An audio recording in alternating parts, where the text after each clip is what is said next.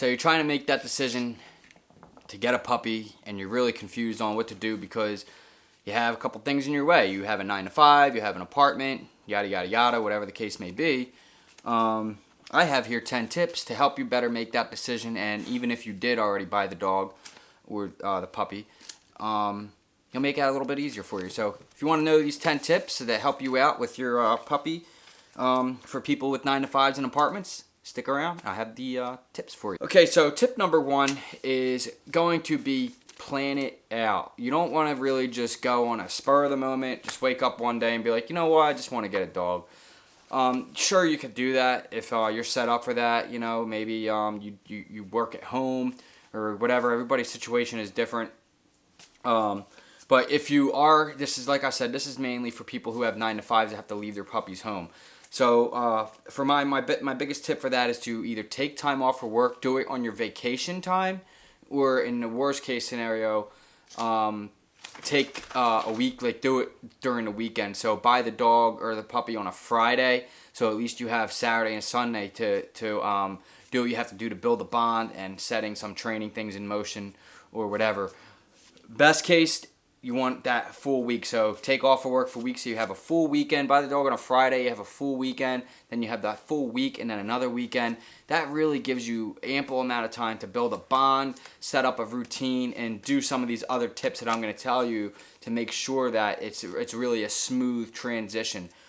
This is something that I didn't do, that through doing this and learning, I really wish I had. So that's why I'm giving you these tips. So yeah, like I said, take time off. That's definitely tip number 1 if you can. If you can't, do it on the weekend. Tip number 2. Tip number 2 is going to be build a bond. That's going to be the very first thing you're going to want to start doing immediately. The way you could build a bond is pretty simple. When you go to pick up your pet, make sure you have a toy, some kind of a toy, or maybe some treats on you. Whatever it is that you feel like that is gonna help you build that bond with your dog. For me, I brought just a really small Kong toy and some treats. Here she is with it right now. She still has this freaking thing to this day. Come here. Come on. Up here. Come. Storm, up. Storm, up, up, up. Of course, she's not gonna listen. So anyway, build that bond, and like I said, the way you're gonna do that is with a toy or a treat. So the best way is to start training the dog her name or his name right away, instantly. And the way you're going to do that is with eye contact. So the second that dog makes eye contact, you're going to want to start introducing a name and giving heady petting and rewarding. So if you want to learn how to do that, I'll show you real quick. Basically what you're going to do is go, good girl. As soon as they make eye contact, you make that noise or whatever. Good girl. Now that's fine to do. Now to introduce the name, what you're going to do is do that same thing. Hey, Storm, Storm, Storm, Storm, Storm, Storm. Look at me. Hey, good girl, Storm, good girl. As soon as they make eye contact, introduce the name. Good girl. And that's start building a bond. Start petting, heavy petting. Doing different things like that, rewarding. Saying good girl, making eye contact, saying a name, doing different things like that. Good girl, mama. So that is tip number 1, build a bond. Did I say tip number 1? That's tip number 2. So we're moving on to number 3 now. Tip number 3. So tip number 3 for you apartment owners, 9 to 5ers, brand new puppy owners. The first thing you're going to want to do after building that bond, you get your new puppy home.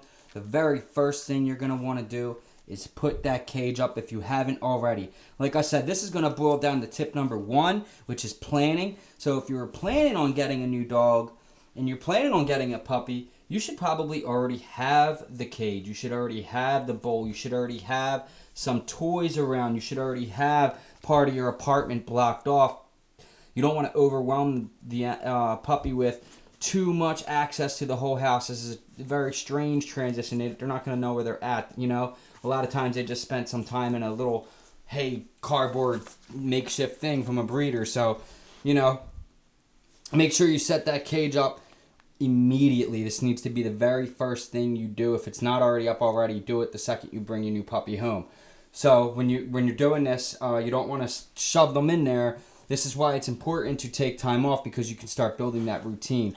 So the way you're gonna crate train your dog, and the reason why I say this needs to be the first thing you do, is now you're gonna slowly just have the door open. Just maybe throw a toy in there and just kind of let them sniff around it and go in and out of it and stuff, and do things like that. You don't really need to force them in there, but just maybe let them go in there and explore and check it out and stuff. She's obviously like, what are you doing?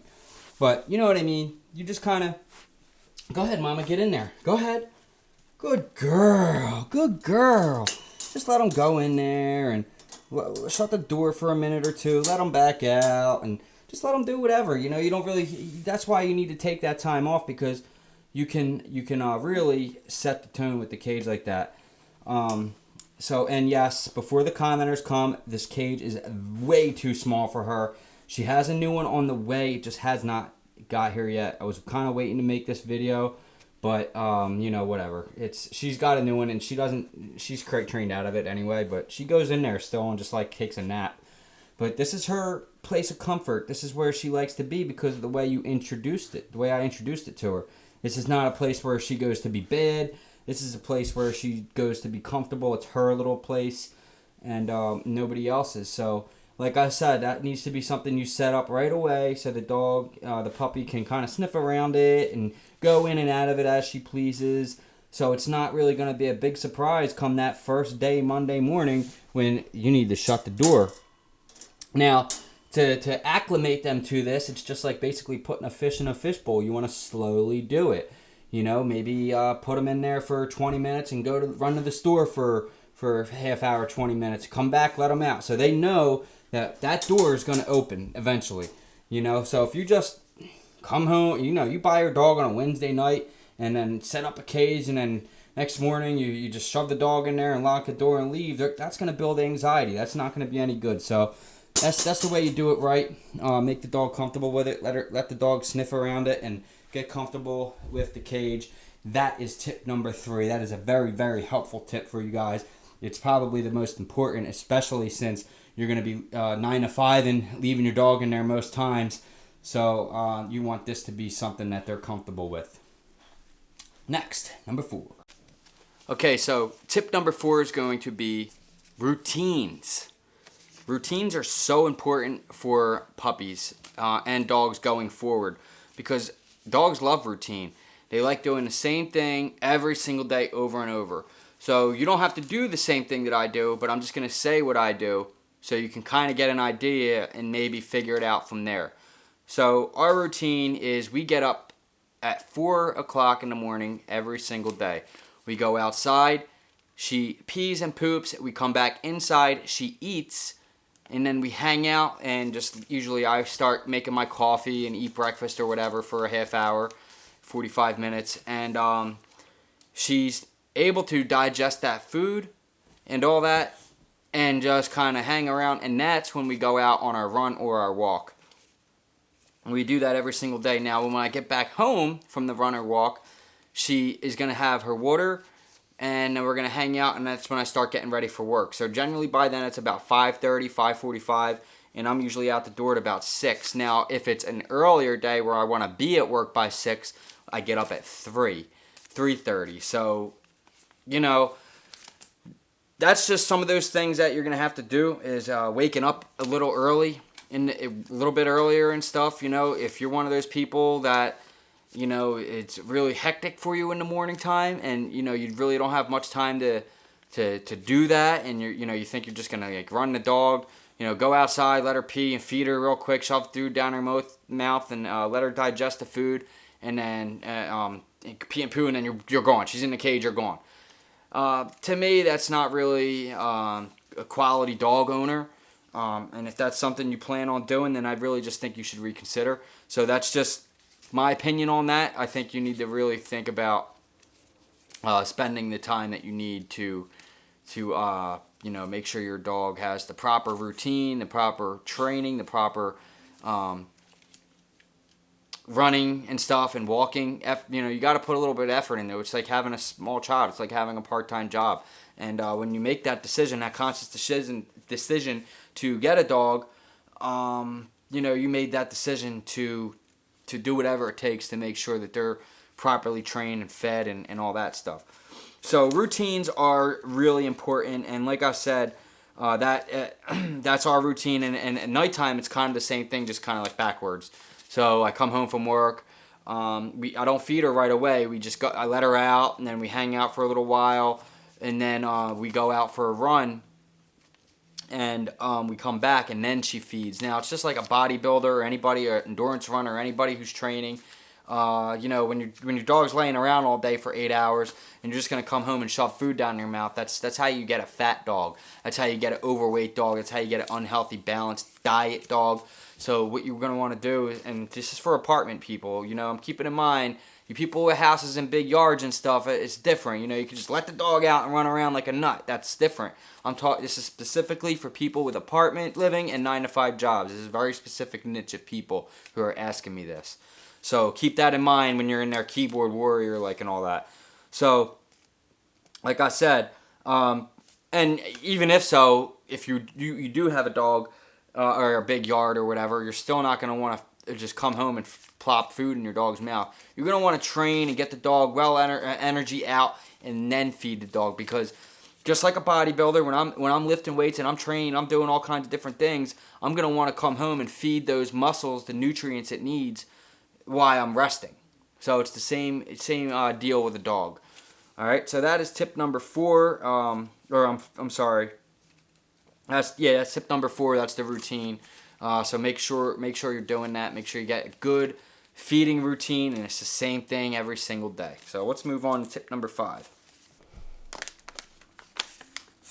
What exactly do you think you're doing? Oh my God.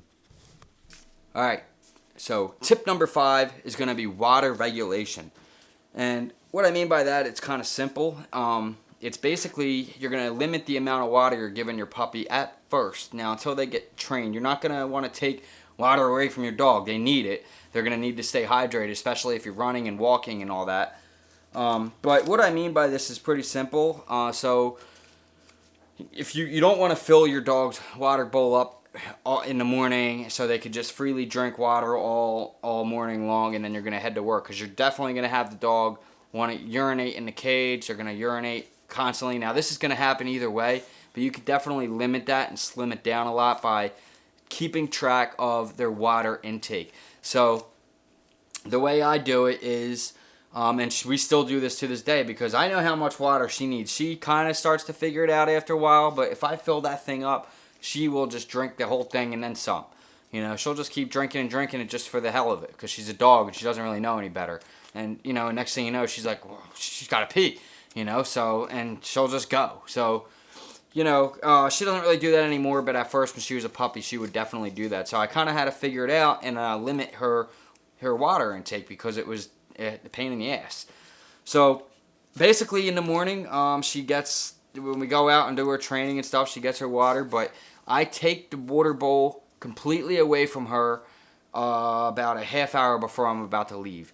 Her last initial drink after we go on our walk, she has that drink. I let it hang around for a little bit in case she wants to take one more sip or whatever. But I take it away generally about a half hour, 45 minutes before I'm about to leave for work, because she'll drink that thing 10 minutes before I'm about to leave, and then she'll take that one last initial pee, but that's usually really not enough. So dogs digest water a lot different than us. They'll drink it and they'll have to pee 20 minutes later. So, you kind of got to watch that. So that's what I do with her. Now, obviously, you don't want to take dogs need to hydrate, so you're going to want to keep that in mind. So what I do is I use Bully Aid sometimes. I don't use this all the time, because, it's not healthy for your dog to have too much of this.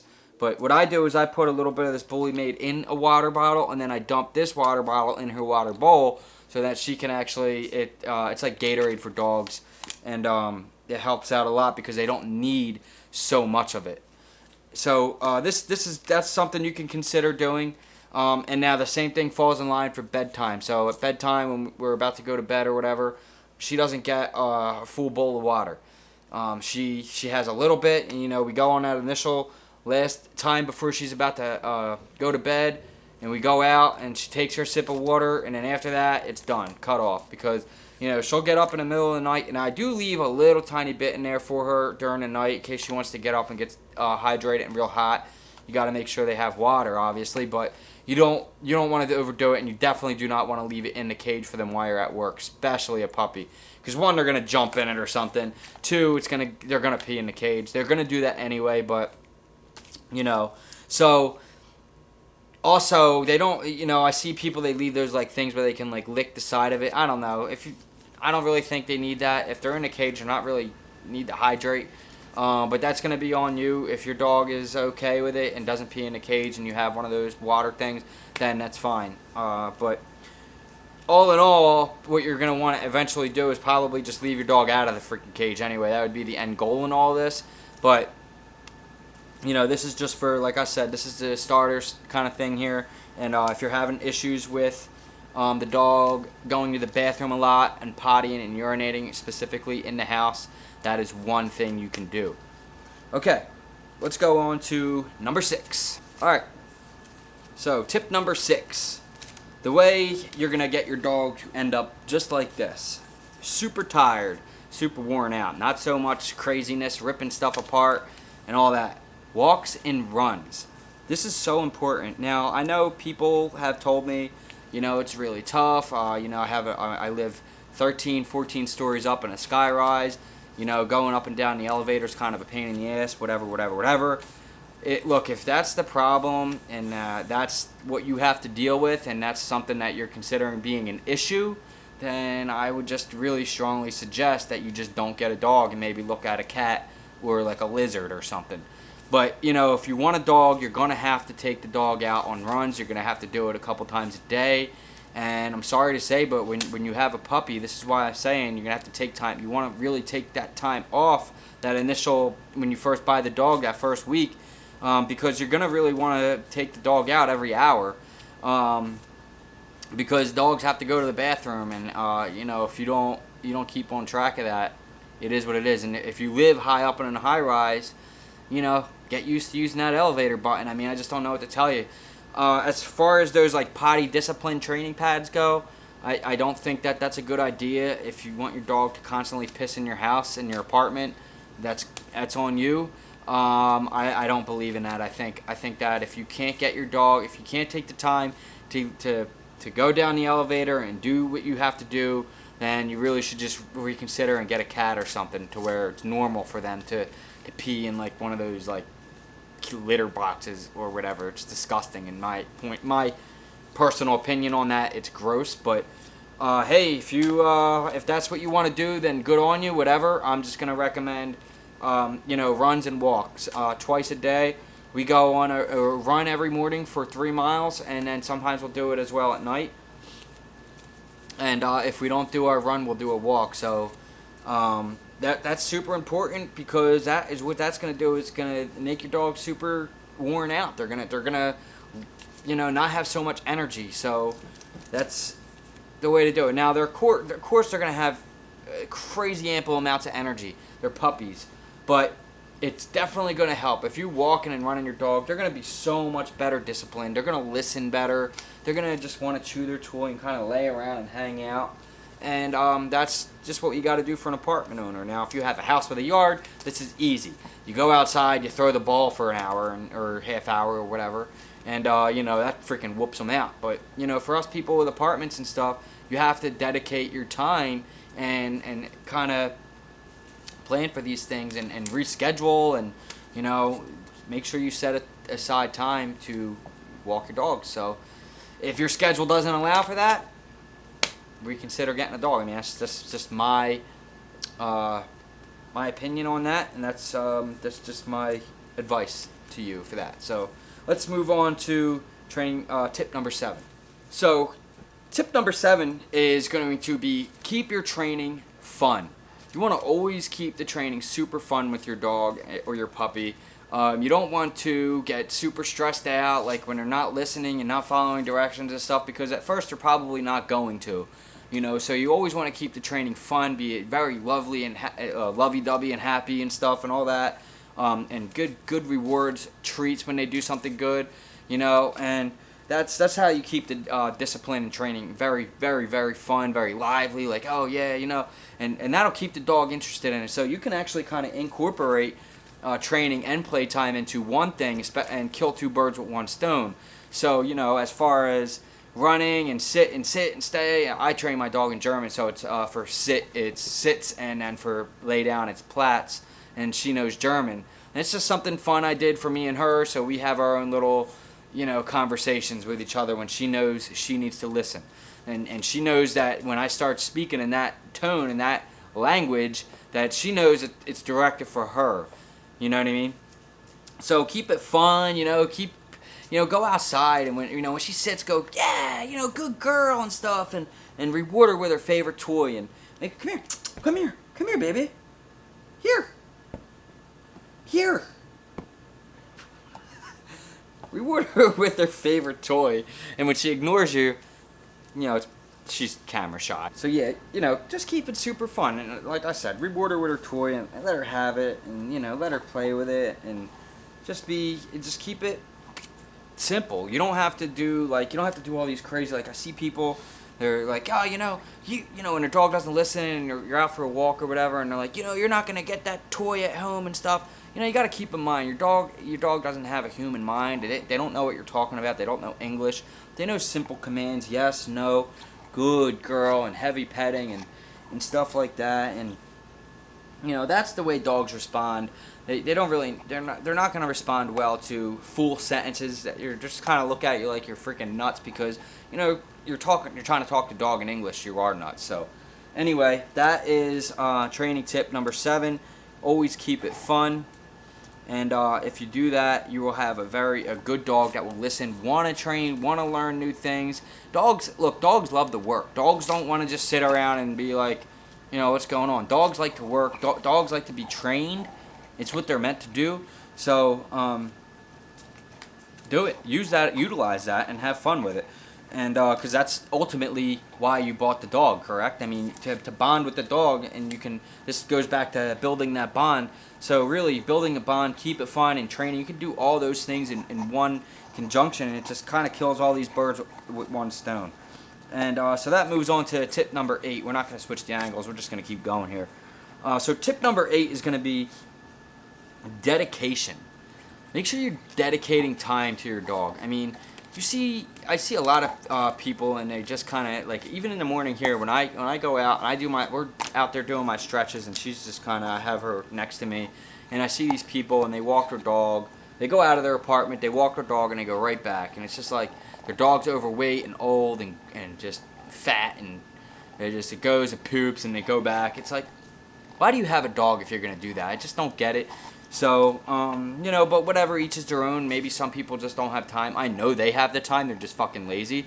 So, anyway, dedication. You gotta put that time aside to dedicate. So when you get home from work, make sure you're dedicating 45 minutes to an hour to, like I said, training and keeping it fun and having a good time with your dog and building a bond. You're gonna need that time. And then you have the rest of your night to, you know, go to your gym, eat, go out to dinner, whatever you need to do, and then just keep doing it like that. But make sure you dedicate a specific amount of time just for training your puppy and to build that bond. You have to do that. It's so important. You should be building your bond with your dog every time you, see each other or interact with each other. You should be constantly building a bond with your puppy. Okay, so tip number 9: disciplinary actions. What do I mean by that? I mean, it's kind of like one of those things like, all right, well, for one, don't discipline with the cage. Never, ever discipline with the cage. If you're an apartment person, if you're a 9-to-5 person that has to leave your dog in a cage for any amount of length of time, over 8 hours, or even, you know, I know they say for the amount of months, it's like 3 hours or whatever. Look, we all work long hour jobs. We all work 8 hours, 9, 10 hours, some of us, maybe even 12. So, you know, it's tough, but the dog can handle it easily, I mean, if you do it right. So, like I said, I wake up 2 hours in advance and make sure I have her ran and make sure I have her all those things so she can be in that cage for 9 hours, 10 hours if she has to. And she has been before and did it very well. Now, it's not every day, but it's once in a while I come across those days.